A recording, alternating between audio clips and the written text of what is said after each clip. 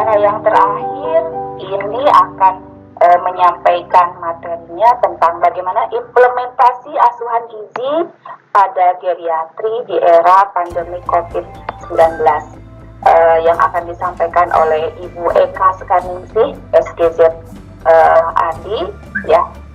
Bu Eka ini merupakan pembicara yang paling muda di antara kita bertiga, di antara yang bertiga ini, ya. Jadi saya coba bacakan kurikulum PT-nya. Bu Eka Sukarningsih, SGZ Adi, beliau lahir di Bandung, ya, tahun 17 Februari 1987, ya. Beliau tinggal di Bandung, kemudian bekerja di RSUP Dr. Hasan Sadikin Bandung juga. Riwayat pendidikan diploma 3-nya dari Poltekkes Bandung tahun 2007. Kemudian S1-nya di Gizi Kesehatan di Universitas Gadjah Mada dulu tahun 2009, kemudian pendidikan profesi kesehatan di UGM juga dulu tahun 2010. Pengalaman bekerja yang sekarang sedang dijalani Bu Eka dari tahun 2010 sampai dengan sekarang, beliau merupakan ahli gizi di RSUP Dr. Hasan Sadikin Bandung. Beliau juga merupakan tim geriatri di RSUP Dr. Hasan Sadikin Bandung, perwakilan dari dietitian, ya, dari mulai tahun 2015 sampai dengan sekarang, ya. Kemudian riwayat pelatihannya juga sudah cukup banyak, diantaranya pelatihan NCP dari tahun 2011, kemudian juga sudah pernah mengikuti pelatihan Bandung Geriatric Upgrade 2018, ya, itu di tahun 2018. Kemudian pengalaman berbicara banyak, diantaranya beliau suka memberikan bimbingan teknis dalam program geriatri tenaga kesehatan di Puskesmas di wilayah pemerintahan kesehatan Bogor, sudah pernah, ya, kemudian juga di Bandung dan sebagainya. Kalau saya bacakan semuanya nanti akan menghabiskan waktu, ya. Baiklah, untuk mempersingkat waktu, silakan Bu Eka untuk memaparkan materi yang terakhir, ya. Teman-teman silakan menyimak dengan baik, kemudian nanti silakan tadi, ya, bertanya di tempat question and answer-nya di situ. Silakan membuat chat di situ untuk pertanyaan yang ditunjukkan kepada Ibu Eka. Mohon maaf untuk yang tadi, yang sebelumnya tidak bisa semuanya saya bacakan karena dibatasi oleh waktu juga. Ya, Bu Eka dipersilakan. Bismillahirrahmanirrahim. Terima kasih Bu Is atas kesempatannya. Selamat siang juga untuk dosen-dosen saya, ya, Bu Retno, kemudian Bu Ice juga. Saya pernah diajar oleh beliau-beliau selama di bangku kuliah. Mungkin, ya, ini hanya sharing aja, Bu. Untuk itu juga saya tidak lupa mengucapkan terima kasih kepada Bu Sri Iwanisya, Bu Ice sebagai Ketua DPD ASI Jabar, kemudian kepada panitia DPD ASI Jabar yang telah menyelenggarakan webinar ini, juga kepada PT Otsuka serta jajarannya. Selamat siang rekan sejawat. Pada kali ini saya akan menyampaikan mungkin, ya, ini lebih sharing terkait dengan implementasi asuhan gizi pada pasien geriatri di era COVID ini. Oke, slide-nya sudah muncul.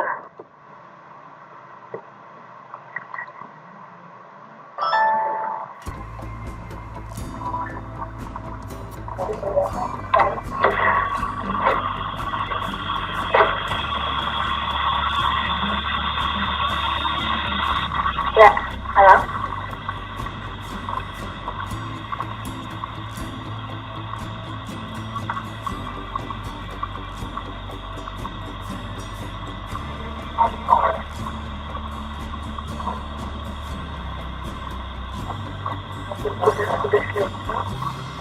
Belum muncul. Artinya di slide show.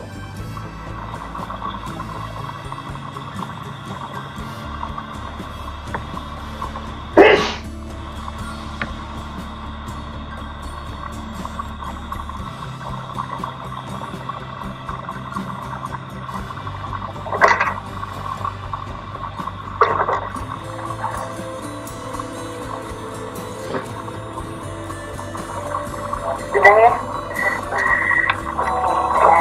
Ya ini saya akan memaparkan terkait tadi implementasi asuhan gizi pada pasien geriatri di era COVID. Seperti yang sudah dipaparkan pada pemateri sebelumnya terkait dengan angka COVID yang semakin meningkat, terutama angka kejadian mortalitas pada lansia juga sangat tinggi dibanding usia-usia lainnya. Ini data yang diambil dari percepatan tugas COVID-19 pada data terakhir 9 Juli. Dapat dilihat bahwa persentase angka meninggal pada geriatri cukup tinggi ya, sekitar 41,7%. Meskipun angka kejadian positif COVID-nya memang bisa dikatakan tidak tinggi ya, masih dalam taraf sedang, namun berhati-hati karena memang perlu perhatian khusus untuk usia lanjut ini. Kemudian ini angka COVID di Jawa Barat dari hari per harinya, ini dari Picobar sumbernya, dapat dilihat memang kalau angka kejadiannya semakin menurun pada usia lanjut. Mungkin para usia lanjut lebih istilahnya aktivitasnya lebih dibatasi, memang lebih sering di rumah. Kemudian angka kematian di Jawa Barat memang pada usia lanjut lebih rendah. Tadi juga dipaparkan ya terkait dengan usia lanjut, memang paling tinggi itu yang usia lanjut itu di Yogyakarta ya Bu Retna ya, itu di Jogja ya, itu paling angka paling tinggi di Indonesia itu ada di kota Jogja. Semoga di Jogja sehat semua ya, usia lanjutnya tidak terpapar COVID. Kemudian katanya sekarang udah memasuki era new normal ya. Memang COVID ini tidak bisa istilahnya ditanggulangi dalam jangka waktu yang sangat sebentar. Juga berdasarkan keterangan dari WHO bahwa ini akan berlangsung jangka panjang gitu, sehingga memang masyarakat dituntut untuk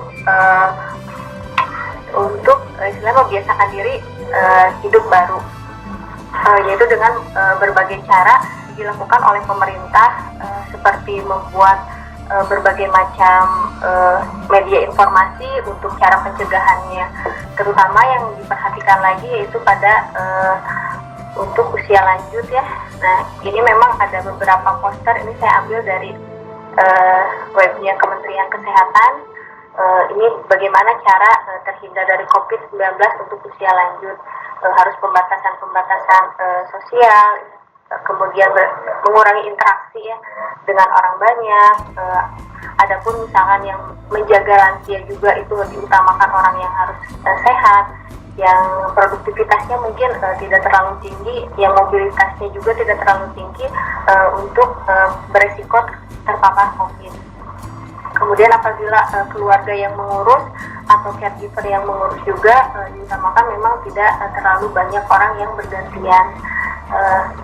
Selain itu juga lansia juga kan butuh istilahnya, kalau ini COVID ini berlangsung dari bulan pembatasan sosialnya dari bulan Maret ya, sudah sangat panjang sekali. Mungkin ada kebosanan ya, bukan hanya pada usia lanjut, pada anak-anak juga yang harus istilahnya sekolah di rumah ya, daringnya itu juga sudah mulai ada kebosanan. Nah, pada lansia juga mungkin bisa istilahnya beraktivitas di sekitar rumah saja tanpa harus ke area publik.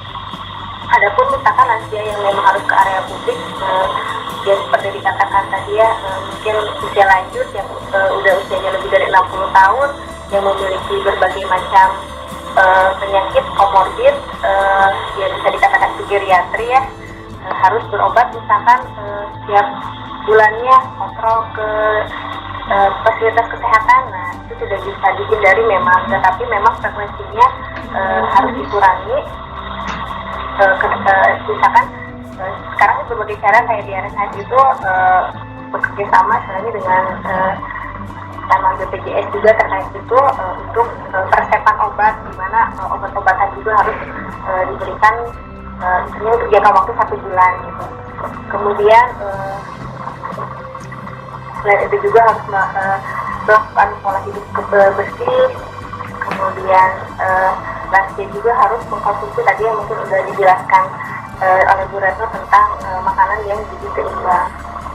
Tentu untuk lansia-lansia, untuk geriatri yang membutuhkan diet khusus, itu prinsip diet tersebut harus dilaksanakan. Ini tim terpadu geriatri di RSAS. Memang saya baru bergabung dan ada SK-nya memang sekitar tahun 2014-an. Tetapi saat saya masuk di tahun 2010, sebetulnya sudah ada pertemuan-pertemuan antar multidisiplin ilmu dalam tim geriatri ini, tetapi memang mungkin belum banyak kegiatan atau yang dilakukan. Nah, di sini juga kenapa harus dibentuk tim terpadu geriatri? Memang tadi selain geriatri memerlukan perhatian khusus, juga menjadi program nasional ya untuk saat ini. Jadi Prognas Dikas memang pada standar 5, yaitu untuk pelayanan geriatri. Nah, di mana pelayanan geriatri ini juga untuk pelayanan di rumah sakit tertuang di Permenkes 79 tahun 2014, di mana setiap rumah sakit harus memiliki pelayanan geriatri.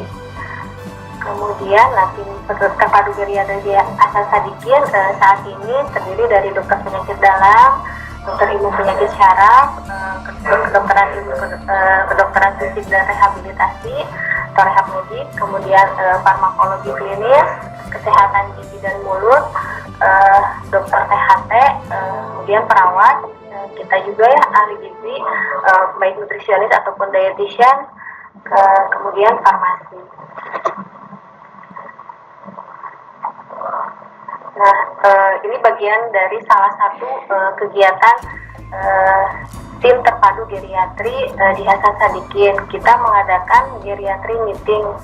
Mungkin kalau sebelum era COVID masih berkumpul ya, masih bertemu dengan banyak orang, bisa bertatap muka secara langsung. Ini masih di sebelum era COVID. Tetapi setelah masuk ke era COVID, pertemuan geriatri meeting ini harus tetap diadakan sehingga dilakukan secara virtual atau daring. Nah, di acara geriatri meeting ini yang dibahas memang pasien-pasien geriatri tertentu, memang yang membutuhkan berbagai disiplin ilmu. Jadi tidak semua pasien geriatri itu dilakukan geriatri meeting. Kemudian selain ada geriatri meeting di RSAS juga kita mengadakan, kalau sebelum COVID sih masih mengadakan kayak kerjasama dengan puskesmas, memberikan penyuluhan memang ke fasilitas-fasilitas kesehatan, misalkan di Posyandu. Tetapi setelah era COVID ini memang akhirnya terhenti. Nah, untuk di RSAS-nya sendiri memang edukasi itu diberikan di utamanya di poliklinik terpadu geriatri sendiri itu. Nah, itu rutin diadakan. Biasanya kita bergantian tiap minggunya, mulai dari memang gizi sendiri memberikan memberikan edukasi, kemudian dari bagian tadi geriatrinya sendiri, rehab medik, farmasi, keperawatan, semuanya dijadwalkan untuk melakukan penyuluhan ya, untuk melakukan penyuluhan di area geriatri. Tapi saat masa COVID kan pasien juga dibatasi ya, memang pengunjung juga berkurang, memang sempat terhenti dalam beberapa bulan terakhir.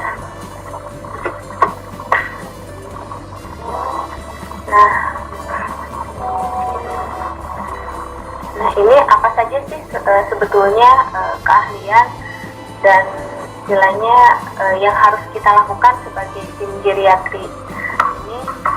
Ini ada dokter geriatri ya, yang memang mereka berkontribusi untuk melakukan istilahnya komprehensif CGA ya, atau Jadi terkait dengan diagnosa penyakitnya, kemudian masalah dari sindroma geriatrik, dari penyakit kronis. Nah, ini juga ada tentang skill atau yang harus dimiliki oleh perawat, oleh social worker. Masing-masing tim mempunyai peranan yang berbeda-beda.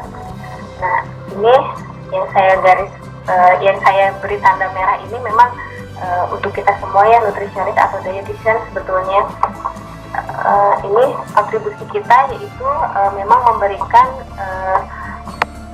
pengkajian ya untuk ada satu form memang pengkajian paripurna pasien geriatri ini.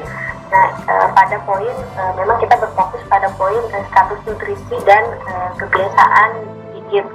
Nah, di sini juga kita berperan dalam mengakses kegiatan gizian terutama untuk status nutrisi pasien geriatri, kemudian untuk melakukan konseling ya, edukasi terkait dengan rekomendasi diet, terkait dengan kebutuhannya juga, bagaimana juga strategi untuk memperbaiki intake makanan, kemudian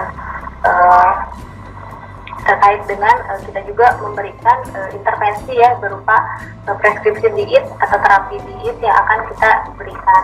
Setelah terapi itu diberikan, nah kita juga bertugas untuk memonitoring asupan nutrisi, kemudian status nutrisi, dan juga ketaatan atau istilahnya kepatuhan ya geriatri itu untuk menjalankan terapi diet sehatnya atau terapi gizi tertentu. Nah, ini tadi yang saya singgung yaitu CGA ya, atau pengkajian paripurna pasien geriatri. Memang ada pengkajian khusus untuk geriatri sendiri. Memang masih terbatas sih di Yayasan sendiri, tidak semua yang dia 60 tahun ke atas menggunakan form CGA ini. Masih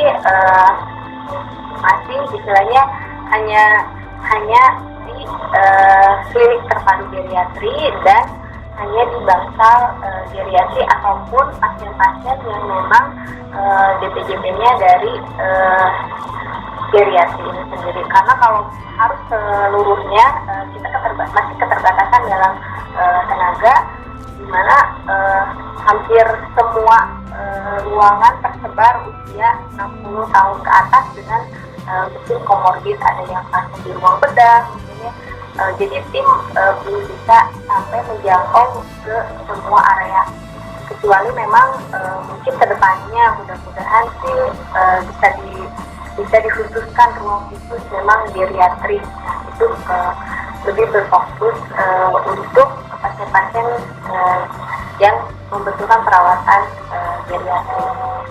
Nah, di sini pada pengkajian paripurna pasien geriatri ini ahli gizi juga sebenarnya sangat berperan terutama pada poin aspek medis ya. Kenapa masih di aspek medis? Selain karena memang pada aspek ini terdapat penilaian itu bisa mungkin sering kita dengar lah MNA ya, Nutrition Assessment, mungkin sering kita dengar. Nah, ini memang salah satu screening nutrisi yang sangat cocok sekali untuk digunakan pada pasien usia lanjut atau pada pasien geriatri. Nah, di sini peran kita untuk mengisi istilahnya form MNA. Selain dari dietitian atau nutritionist yang dapat berkontribusi mengisi MNA ini, sebetulnya tim kesehatan lainnya pun harus berkompeten dalam satu tim itu. Seperti dokter geriatri itu sudah pasti harus menguasai juga, kemudian perawat yang sudah spesialisasi ya, biasanya kalau perawat sudah ada spesialisasi kekhususannya itu misalnya kayak geriatri. Nah, itu juga berkompeten untuk mengisi form MNA ini. Kemudian data MNA ini juga didapat memang serta-merta hanya dari pasien karena terkait mungkin untuk pasien lansia ya ada yang bisa diwawancarai langsung, ada yang bisa saya mungkin ada yang bisa istilahnya ditanya langsung atau karena tadi ya ada beberapa fungsi yang menurun misalkan daya ingat, mungkin perlu juga pendampingan dari keluarga dan caregiver keluarga atau ya caregivernya untuk kita korek terkait dengan kebiasaan di sini. Mohon maaf Bu Eka, waktunya 5 menit lagi. Nah ini pelayanan gizinya ya di era COVID memang kita harus menyesuaikan dan beradaptasi ya di mana masuk ke tatanan hidup baru pelayanan kesehatan esensial. Nah peran dietitian di sini yaitu kita ya tentunya melakukan proses PAGT ya, di mana selain itu juga kita tergabung di tim asuhan gizi nutrition support team. Nah peran kita juga yaitu melakukan penapisan pengkajian asuhan gizi ini harus menjadi bagian yang terintegrasi dari keseluruhan pengelolaan pasien geriatrik secara paripurna. Nah ini ada secara singkat saja ini algoritma penapisan ya yang tadi yang sudah saya jelaskan. Ketika skor, tapi untuk form ini memang ketika skornya kurang dari 11 memang membutuhkan pengkajian gizi lebih lanjut ya. Nah ini apabila setelah dilakukan pengkajian gizi lebih lanjut, bagaimana sih intervensi yang harus kita berikan? Intervensi yaitu berupa misalkan edukasi, kemudian pemberian makan, apakah perlu suplementasi oral nutrisi ataukah harus full dengan enteral nutrisi. Di sini memang harus sangat dipertimbangkan dan diperhatikan, terutama terkait dengan fungsi saluran gastrointestinal ya, apakah berfungsi atau tidak. Ketika tidak berfungsi maka harus diberikan parenteral nutrisi, atau ketika berfungsi ya harus diberikan enteral nutrisi. Tetapi enteral nutrisi ini juga bagaimana untuk pemberiannya, apakah ini saluran cernanya ini normal atau kurang normal. Nah tentu ini ada formula-formula khusus mungkin yang harus diberikan. Kemudian jangan lupa juga kita harus mengevaluasinya, bagaimana yang sudah diberikan, apakah adekuat atau belum adekuat. Nah tadi nah kalau ini sih untuk dari ESPEN sebagai penegakan diagnosa malnutrisi. Jadi sebetulnya pada usia kurang dari lebih dari 70 tahun ini seperti IMT itu memang harusnya kan biasanya kurang dari 18,5. Nah ini memang di Asia itu kurang dari 20 ini bisa dikategorikan menjadi malnutrisi. Kemudian kehilangan berat badan, kehilangan massa otot ya, tadi yang saya bilang yang sarkopeni, sarkopeni, kemudian ada terjadi tidak inflamasi, namun bisa dikategorikan istilahnya untuk mendiagnosa malnutrisi. Nah kalau ini sih rekomendasinya, kemudian nah ini ada hanya sebagian contoh aja untuk proses asuhan gizi terstandar yang dilakukan. Ini pasiennya baru, masih ada juga di era COVID ini, tetapi ini pasien non COVID sebetulnya.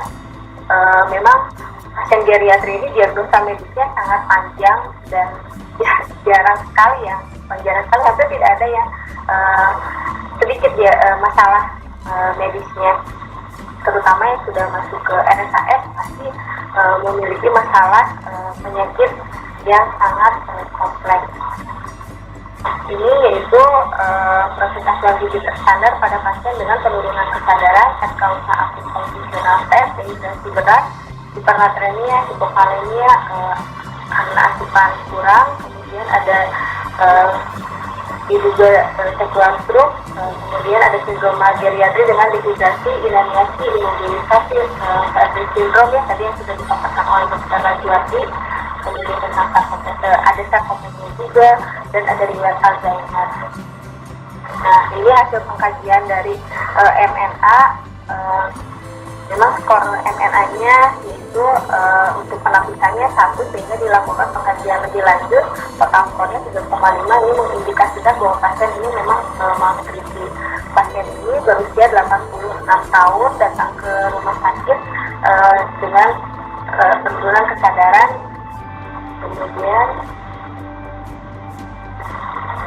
riwayat medisnya memang ada hemangioma liver 30 tahun yang lalu tetapi tidak dilakukan operasi. Kemudian ada riwayat Alzheimer juga 10 tahun yang lalu. Kemudian 5 tahun lalu didiagnosa karsinoma mamae tetapi tidak operasi ataupun tidak kemoterapi. Nah, 3 bulan terakhir ini memang berbaring di tempat tidur dan istilahnya bukan kesulitan mulia, ada pasien karena gigi sudah tidak lengkap sehingga kadang jadi karena ada Alzheimer juga yang mungkin itu yang menyebabkan jadi makanan itu semuanya ditelan. Kemudian 3 hari yang lalu mengalami penurunan kesadaran dan penurunan daya terima makan dan minum sehingga terjadi memang keluarnya dehidrasi ya saat masuk ke rumah sakit. Nah, ini untuk penilaian antropometri memang berat badan tidak dapat ditimbang karena sudah bed rest lama, tetapi caregiver mengatakan bahwa pasien ini menurun berat badannya banyak, terlihat memang dari proporsi tubuhnya yang lebih mengecil meskipun memang dikategorikan kalau berdasarkan lingkaran ini termasuk stabil gizi kurang. Kemudian ini riwayat digitnya dari 3 bulan ini memang makanan blender dengan estimasi asupan sekitar 52%. Nah, ini 3 bulan terakhir ini juga harus dibantu caregiver untuk makan. Nah, ini 3 hari terakhir asupannya kurang lebih seperti ini dan 2 hari itu semakin tidak masuk makan atau minum. Kalau terapi obatnya riwayat obat-obatan juga tidak ada katanya, dan untuk saat ini memang hanya diberikan untuk hidrasi dulu memang diberikan elektrolit dan dextrose. Dan ini hasil labnya yang tinggi memang karena kondisi dehidrasi itu yaitu hematokrit, leukosit, eritrosit, kemudian ureum juga agak tinggi, tapi kreatininnya memang normal, natriumnya tinggi. Kemudian untuk analisa gas darah memang pasien karena ada penurunan kesadaran juga, sesak napas sebetulnya tidak, tetapi memang ada penurunan nilai PCO2-nya. Kemungkinan memang hipoksia ya. Nah, ini fungsi klinisnya terlihat non-somnolen, sekarang terpasang MGT, tadi gigi sudah tidak lengkap ya, memang ada kehilangan ikutan atau pertengahan, tapi memang dari proporsional tubuhnya sih masih besar ya, cuma memang massa otot, massa lemak di tangan itu memang sudah sering menggelambir ya, karena memang riwayat sebelumnya itu sangat busuk, sehingga saat pengukuran lila memang istilahnya harus diukur secara benar karena memang kulitnya yang sehingga yang tebal gitu. Untuk tekanan darah, nadi respirasi tubuh itu normal karena dehidrasi mukosa mulut dan lidah ini kering. Adapun masalah gizinya yaitu malnutrisi terkait dengan penyakit kronis dan asupan energi tidak adekuat. Kenapa tidak asupan orang yang adekuat? Karena memang saat ini sudah terpasang NGT ini lebih tepat saya juga tentang energi. Untuk intervensinya diberikan enteral kemudian pemberian edukasi kepada caregiver, kemudian koordinasi dengan tenaga kesehatan. Deskripsi digitnya tujuannya yaitu koreksi malnutrisi mungkin tidak di rumah sakit ya, ini harus kita tapi ada jangka panjang meningkatkan asupan energi sesuai kesehatan. Deskripsi digitnya yaitu energi protein, lemak, karbohidrat memang diberikan secara bertahap, tidak langsung tidak langsung diberikan energi yang sangat tinggi. Diberikan juga internal nutrisi dengan hasil NGF. Jadi preskripsi sedikit kenapa saya memberikan secara bertahap, karena untuk menghindari receiving syndrome, di mana kriteria ada satu kriteria memang pada pasien ini yang dikategorikan memang dia berisiko untuk receiving syndrome, termasuk resiko minor sebetulnya, karena pasien memiliki riwayat asupan makan yang juga kurang baik, sehingga pemberian nutrisi hanya diberikan mulai dari 15 sampai 25 kilokalori per kilogram berat badan. Ini diberikan 1 sampai 20 ini 1 sampai 3 hari. Ini terdapat pada saya ambil sumbernya dari pandemi 2017, sehingga didapat proporsi nutrisi seperti ini.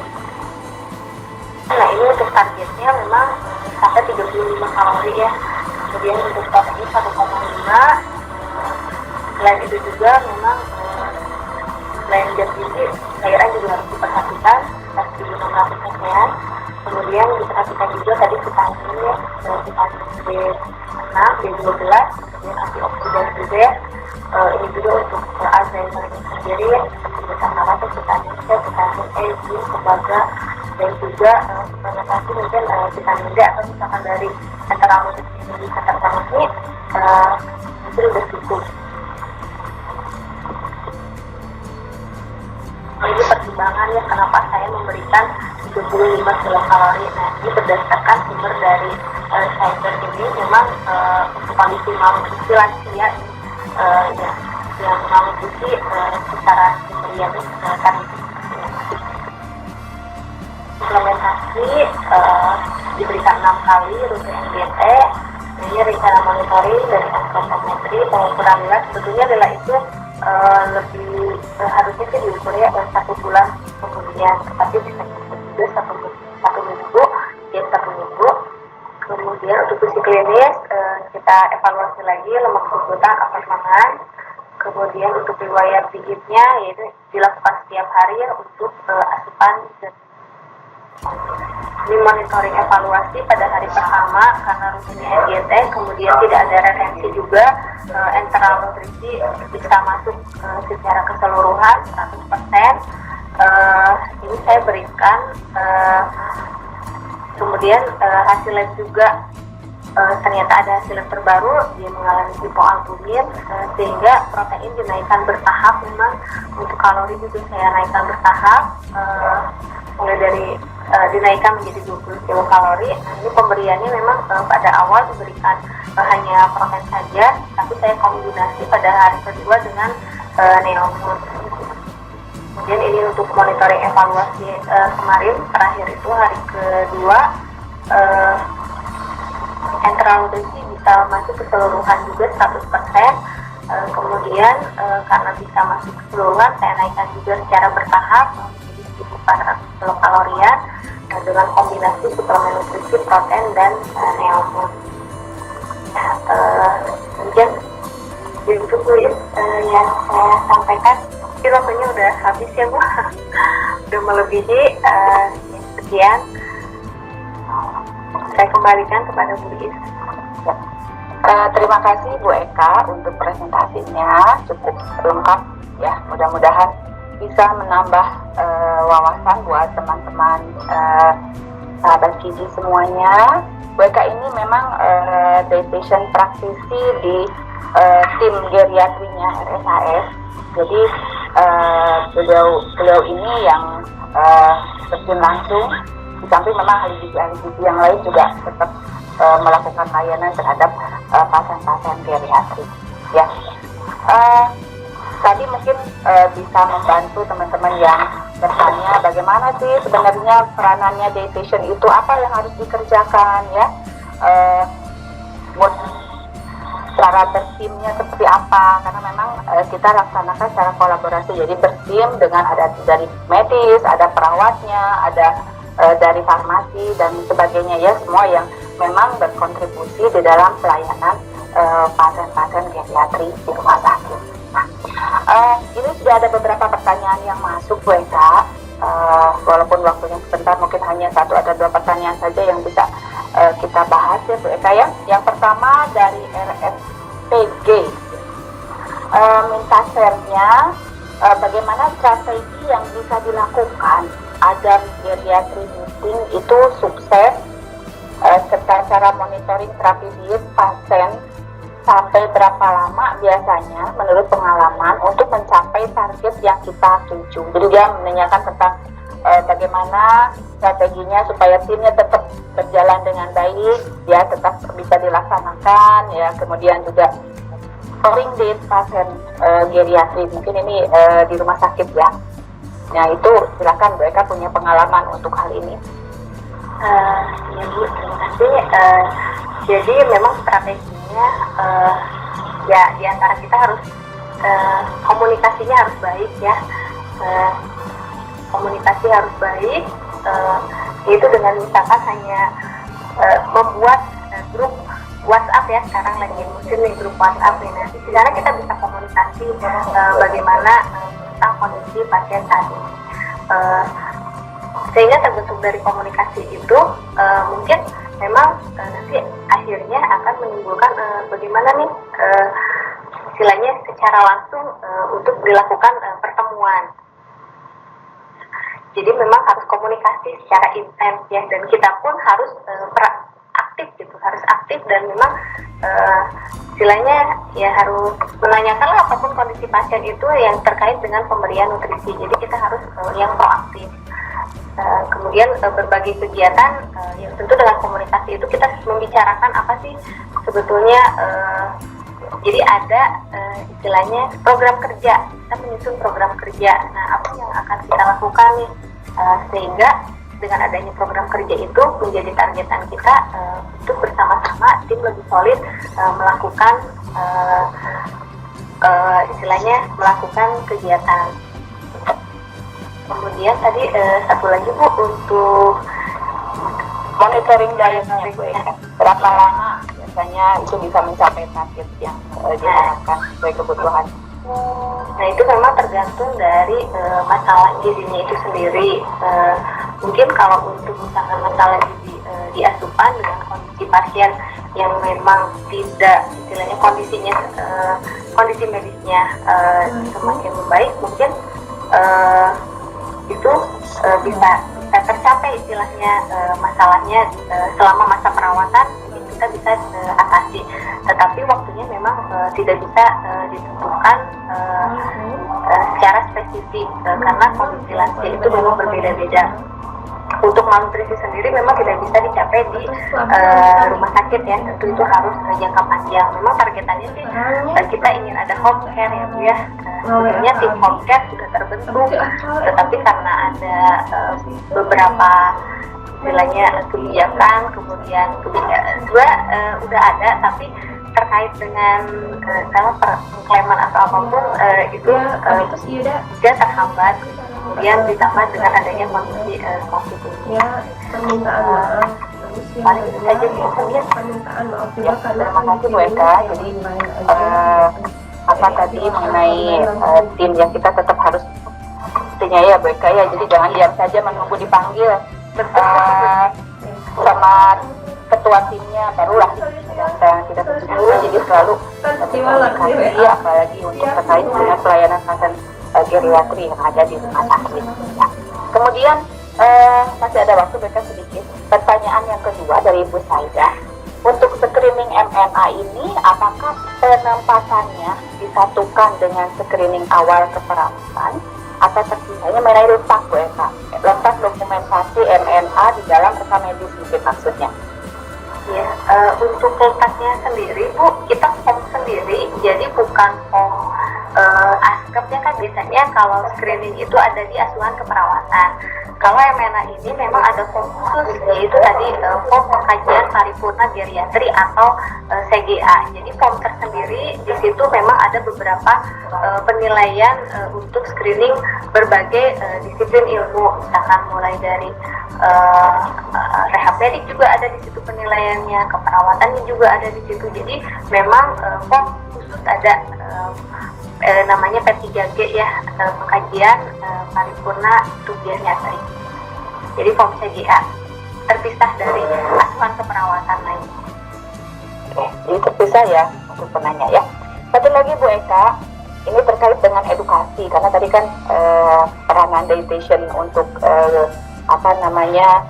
berkontribusi terhadap pasien lansia ini tidak hanya memberikan makan, tetapi juga tetap kita harus memberikan edukasi ya, edukasi baik terhadap pasiennya sendiri maupun terhadap keluarganya.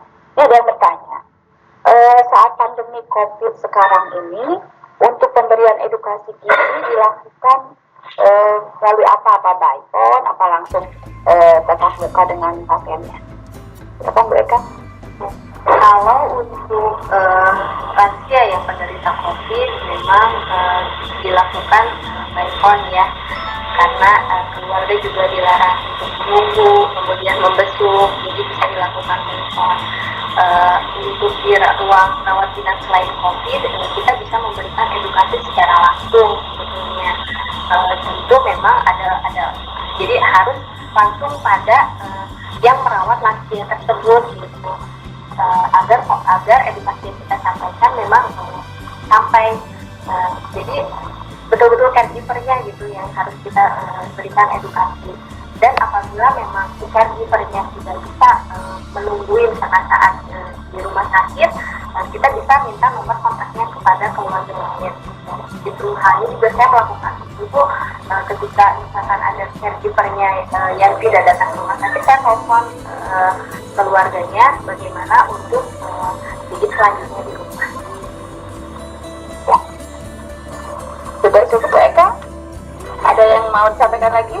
Ya, sebenarnya pertanyaannya masih cukup banyak, tetapi kita terbatas waktunya ya. Jadi mohon maaf untuk teman-teman yang tadi sudah menuliskan pertanyaan, belum bisa terjawab semuanya.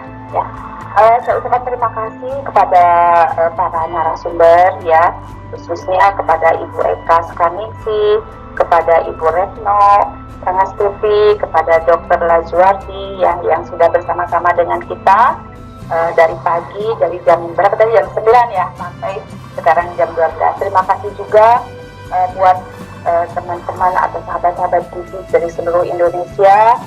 Kemudian juga terima kasih kepada tim panitia, kepada Ibu Ketua ASI DPD yang sudah dengan setia menemani kami di sini ya. Alhamdulillah kita sudah sampai kepada akhir acara ya Bu. Sebelum saya mengakhiri sesi webinar ini, izinkan saya untuk menyampaikan kesimpulan dari webinar ini. Yang pertama bahwa lansia merupakan populasi yang sangat rentan terhadap penyakit komorbid dan gangguan gizi, terutama sekarang pada masa pandemi COVID ini. Kemudian pengelolaan dan penanganan asuhan gizi yang baik itu akan mengurangi permasalahan gizi dari para lansia tersebut. Ya, asupan makanan dengan gizi seimbang dapat meningkatkan daya tahan tubuh atau imunitas pada para lansia, sehingga dapat terhindar dari berbagai penyakit infeksi. Status gizi yang baik dapat meningkatkan kualitas hidup para lansia, sehingga dapat tetap sehat, produktif di masa pandemi COVID-19 ini.